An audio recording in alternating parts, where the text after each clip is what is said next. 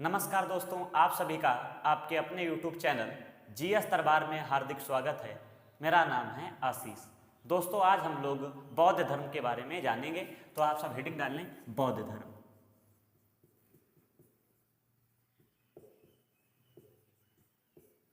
अगर बात करें बौद्ध धर्म की, तो स्थापना किसने की थी? तो गौतम बुद्ध ने। गौतम बुद्ध के जन्म की बात करें तो इनका जन्म 1563 ईसा पूर्व नेपाल के लुम्बिनी के कपिलवस्तु में हुआ। इनका जन्म 1563 ईसा पूर्व नेपाल के लुम्बिनी के कपिलवस्तु में हुआ था। इनके अगर बात जाए किस कुल से संबंधित तो ये शाक्य मुनि कहलाए। क्यों? क्योंकि ये शाक्य कुल से संबंधित थे, इसलिए ये शाक्य मुनि कहलाए। इनके पिता का नाम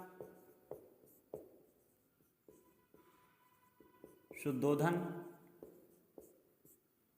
माता का नाम महामाया। इसके अलावा इनके बचपन का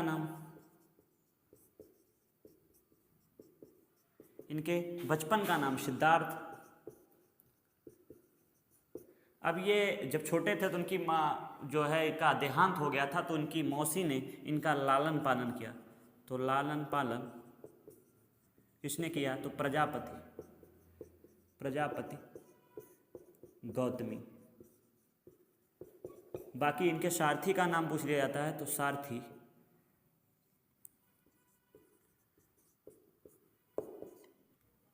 चन्ना या छंदक भी बोला जाता है।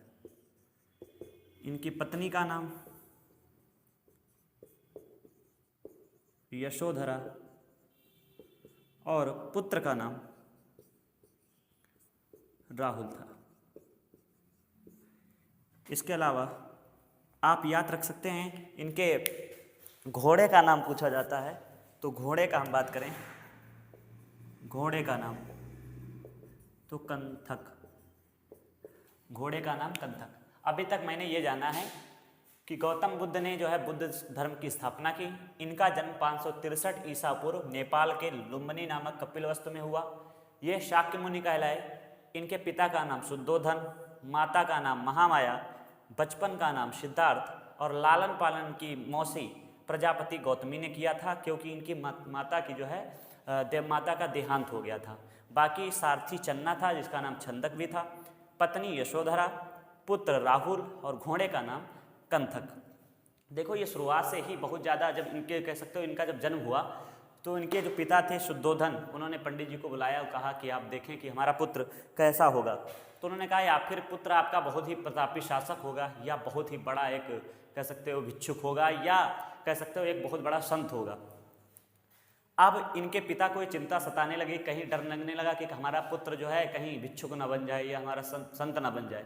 इसके चलते शुद्धोधन जो है हमेशा और हमेशा इनके पास जितने भी लोग रहते थे वो नवयुवक रहते थे। कोई दुखी, कोई कष्टदायक व्यक्ति नहीं रहता था। ये हमेशा कह सकते हो सुखी संपन्न रहते थे। परंतु एक टाइम आता है जब शुद्धोधन सिद्धार्थ जो है अपने कह सकते हो सारथी किसके साथ, तो चन्ना के साथ गांव या कह सकते हो अपने शहर भ्रमण पे निकले या नगर भ्रमण पे निकले, तो इनको पता चला, इन्होंने देखा कि एक बूढ़ा व्यक्ति है, बीमार व्यक्ति है, इस तरीके से एक संत है। इनको सबको देखा तो उन्होंने देखा था कि संत जो है बहुत खुश है, तो उन्होंने मन में प्रण किया कि हम भी संत बनेंगे। इसके चलते 29 वर्ष की आयु में गृहत्याग कर दिया। इन्होंने क्या किया, रात के समय अपनी पत्नी और पुत्र को छोड़कर घर से निकल गए। अब इनके गृहत्याग को क्या कहा जाता है, तो महाभिनिष्करण। इनके गृहत्याग को महाभिनिष्करण कहा जाता है। इन्होंने रात को जब निकले उसके बाद में अनोमा नदी के किनारे पहुंचे। अनोमा नदी के किनारे ये अनोमा नदी के किनारे पहुंचे और वहां पे इन्होंने वस्त्र बदले। वस्त्र बदले।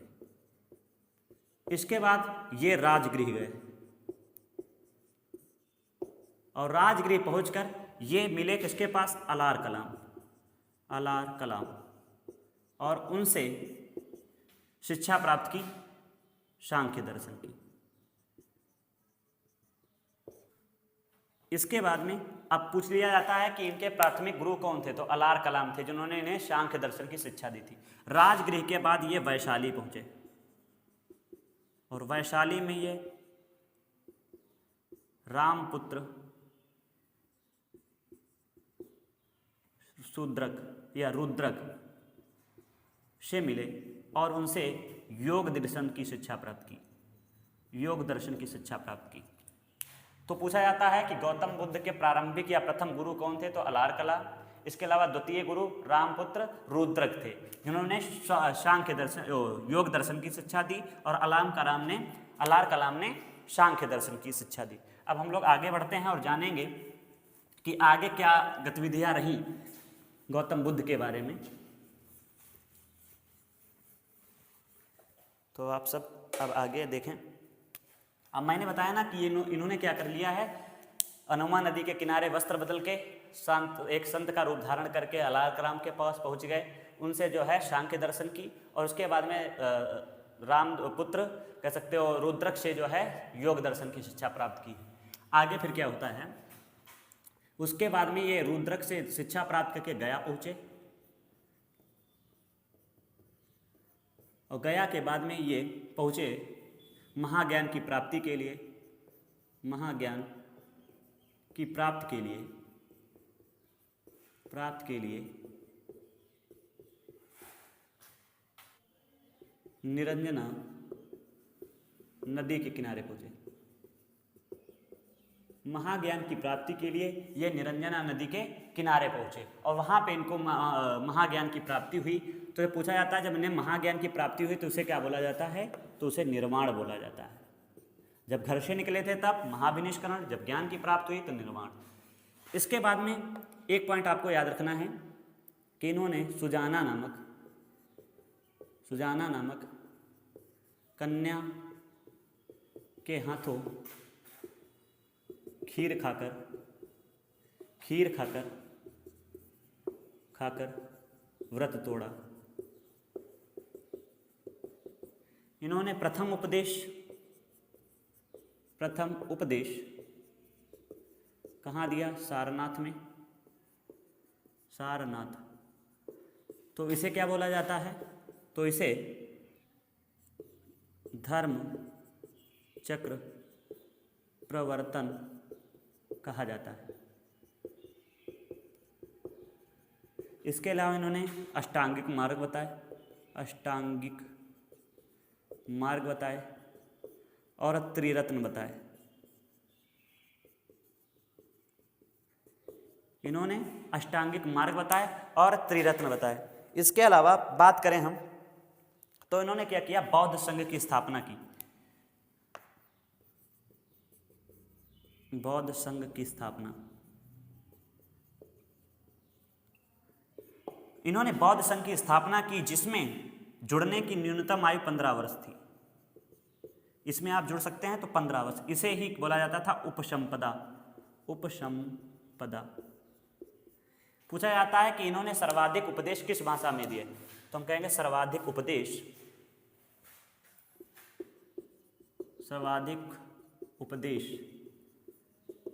किस भाषा में, तो पाली भाषा में।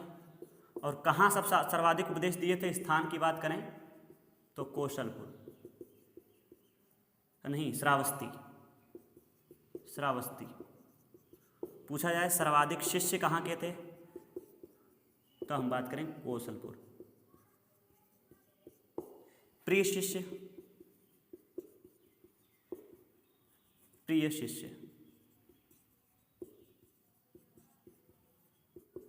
इसको प्रिय नहीं प्रधान कर लो, प्रधान शिष्य, तो कौन हो जाएगा, आनंद कामा उपाली।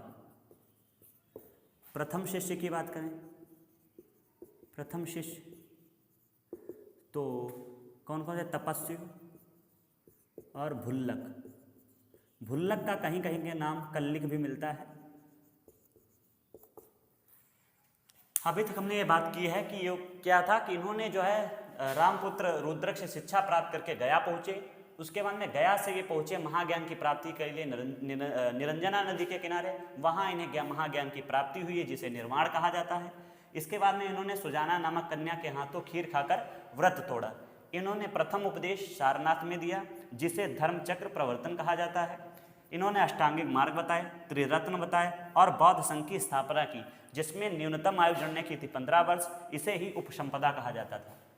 बाकी सर्वाधिक उपदेश इन्होंने पाली भाषा में दिए।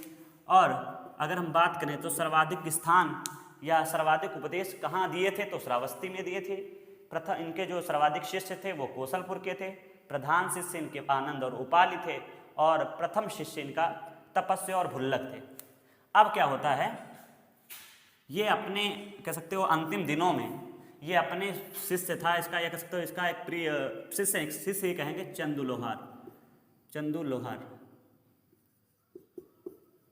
लोहार से मिलने गए और उन्होंने खातेदारी में कह सकते हो इन्हें शुअर का मांस खिला दिया, जिसके चलते क्या होता है कि गौतम बुद्ध का पेट खराब हो जाता है और इनकी अतिसार रोग से मृत्यु हो जाती है। लगभग में 483 ईसा पूर्व में गौतम बुद्ध की मृत्यु हो जाती है। तो ये तो गौतम बुद्ध की जीवन गाथा रही कि किस प्रकार से गौतम बुद्ध ने कहाँ उपदेश दिए, किसे क्या बोला जाता है। अब कहा जाता है कि जब गौतम बुद्ध की मृत्यु हुई तो उसे क्या बोला जाता है, तो महापरिनिर्वाण। तो हम यहीं पे लिखे देते हैं, इनकी मृत्यु के समय जब इनकी मृत्यु हो जाती है तो उसे क्या बोला गया, महापरिनिर्वाण। देखो आपको याद रखना है, मैं एक तरह लिखे दे रहा हूँ, आपको याद रखना है। अगर ये घर से निकले थे तो उसे क्या बोला गया था, तो महाभिनिष्करण।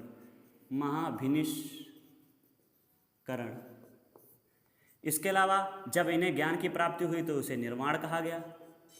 इसके बाद में जब इन्होंने प्रथम उपदेश दिया तो उसे महापरिनिर्वाण कहा गया। महापरिनिर्वाण नहीं, धर्म चक्र प्रवर्तन कहा गया। और उसके बाद में जब इनकी मृत्यु हो गई तो उसे कहा गया महापरिनिर्वाण। इस प्रकार से इनकी ये जीवन गाथा रही है। इसके बाद में जैसे ही गौतम बुद्ध की मृत्यु होती है उसके बाद में ये सब आगे धीरे धीरे बौद्ध संगतियाँ होती, लगभग में 4 बौद्ध संगतियाँ हुई। उनके बारे में एक एक के बारे में हम लोग जानते हैं। इसको साफ कर लेते हैं और फिर हम लोग बौद्ध महासंगति के बारे में जानेंगे कि कौन अध्यक्ष थे, कहाँ हुआ था और किस वर्ष हुई थी।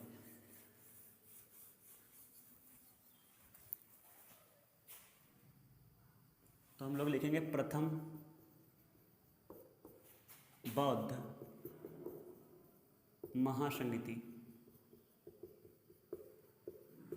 कब हुई, 483 ईसा पूर्व। आप सब नहीं याद रखेंगे तब भी कोई बात नहीं। कहाँ हुई थी, स्थान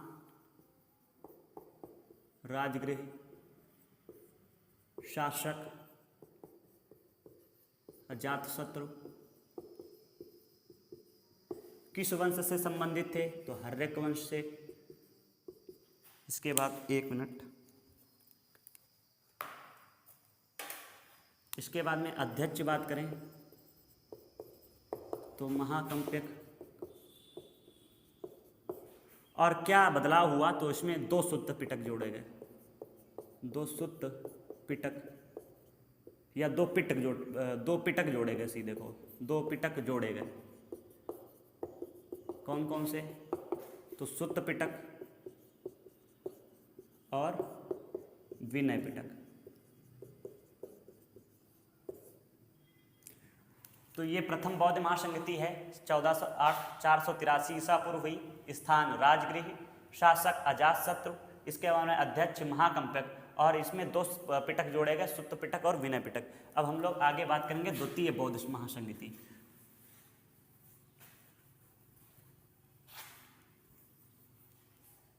तो द्वितीय बौद्ध महासंगति की बात करें तो 383 ईसा पूर्व। स्थान की बात करें वैशाली, शासक कालाशोक और अध्यक्ष शाबा कमिर। और इसमें क्या हुआ, बौद्ध धर्म दो भागों में विभक्त हो गया। कौन कौन से? नंबर 1 स्थावीर और दूसरा संधिक या महासंधिक कर लें, महासंधिक। तो कब हुई थी द्वितीय बौद्ध महासंधि? 383 ईसा पूर्व। स्थान वैशाली, शासक कालाशोक, अध्यक्ष साबा कमिर। बौद्ध धर्म के अनुयायी दो भागों में विभक्त हो गए, स्थावीर और महासंधिक। अब हम लोग आगे बात करेंगे तृतीय बौद्ध महासंधि की।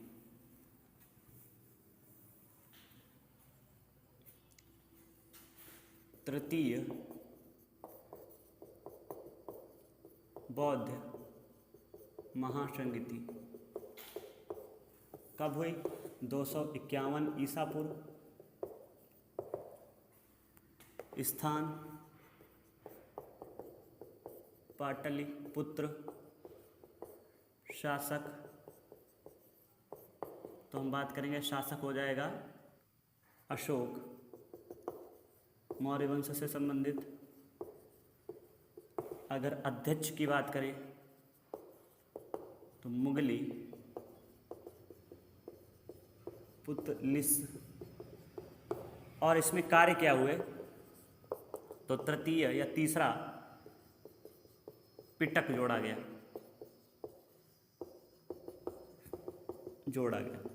कौन सा? तो अभी धम्म पिटक। तो तृतीय बौद्ध संगति 251 ईसा पूर्व हुई। स्थान पाटलिपुत्र, शासक काला अशोक और अध्यक्ष मुगली पुतलिस।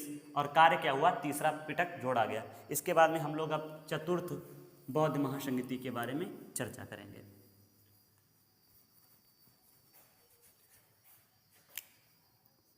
चतुर्थ बौद्ध महासंगति 1 शताब्दी समय या 100 ईस्वी में। स्थान कुंडलवन, कश्मीर। शासक कालाशोक। शासक और अध्यक्ष की बात करें वसु मित्र कामा अश्वघोष। इसमें कार्य क्या हुआ? तो बौद्ध धर्म दो भागों में विभक्त हो गया।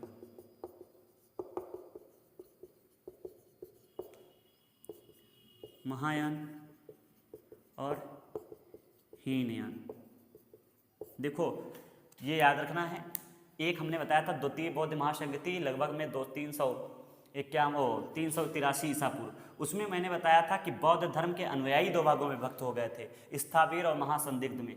और इसमें क्या हुआ था? बौद्ध धर्म दो भागों में विभक्त हो गया था, महायान और हीनयान। इसके बाद में हम लोग अब आगे बात करेंगे कुछ जो इनके गुरु हुए हैं उनके बारे में पूछ लिया जाता है कभी कभी कि उनका निशान क्या था, चिन्ह क्या था पहचान करने का, तो उसके बारे में जानेंगे। हम लिखेंगे बौद्ध या बुद्ध से संबंधित प्रतीक चिन्ह। तो एक तरफ लिखेंगे कारण ये लिख लो, और एक तरफ चिन्ह। जैसे पहला गृह त्याग, तो चिन्ह क्या है? घोड़ा, जन्म, कमल और सांड। इसी तरीके से अगर निर्वाण की बात करें तो पद चिन्ह, और मृत्यु की बात करें तो स्तूप। तो इस प्रकार से हम बात करें गृहत्याग तो घोड़ा, जन्म, कमल और सांड, निर्वाण का पद चिन्ह और मृत्यु को स्तूप कहेंगे। बाकी आप ज्ञान को भी लिख सकते हैं, तो ज्ञान को पीपल, ज्ञान का पीपल। तो ये हैं बुद्ध से संबंधित कुछ प्रतीक चिन्ह। तो इसको ये प्रतीक, ये चिन्ह। तो इस तरीके से इस वीडियो में इतना ही रखते हैं। आप सभी को ये वीडियो कैसा लगा है कमेंट करके ज़रूर बताएं और बाकी वीडियो को शेयर करना बिल्कुल ना भूलें। धन्यवाद।